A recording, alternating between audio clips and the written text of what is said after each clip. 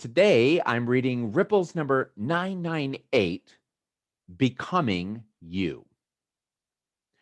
The pebble reads, our job in this life is not to shape ourselves into some ideal we imagine we ought to be, but to find out who we already are and become it. That's Stephen Pressfield, shared by Josh in Los Angeles. The boulder reads, there is no such thing as a perfect version of you. Every day you'll make choices that change who you're going to be. Who you're becoming is not finished, which means you can be different no matter who you've been up to now. And those are wise words from Brian Andreas. Some of us know him as Kai Sky these days. And that was shared by our friend Darcy, who savors the slopes and the sea. The ponder reads, so how are you? And while I'm at it, who are you? We often answer the first question, how are you, with fine, even when we aren't. And we usually respond to the second question, who are you, with our name and maybe our occupation.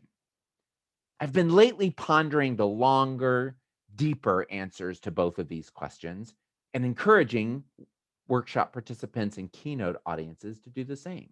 In many of my presentations, I invite people to form small groups and introduce themselves to each other in ways other than describing their work and education background.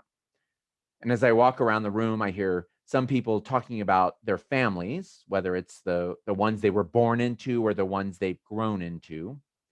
Others are disclosing places they've lived or visited. Other possible topics include hobbies, community engagement, or even favorite movies or books or songs. I also provide questions that make it easier to move beyond simple, trite answers about how work or life is going.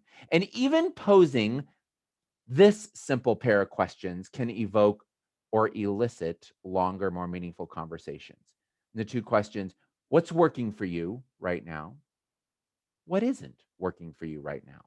Pondering, sharing, and discussing these questions can help us better understand who we are and who we are becoming. And as Brian says, of course, our answers will continue to evolve. One of the exciting aspects of personal and professional growth is that today's answers have the power to reshape the responses you'll have tomorrow. So join us in the pondering, sharing, discussing, and becoming. Peace, Paul. Thanks for joining me as I read Ripples for Reflection, weekly inspirations for unleashing your best self. If you'd like to read along with me, you can get a copy at theripplesbook.com. I'd also like to thank Joey, Becky, Laura, and all of my Patreon peeps for supporting this project. Thanks for listening.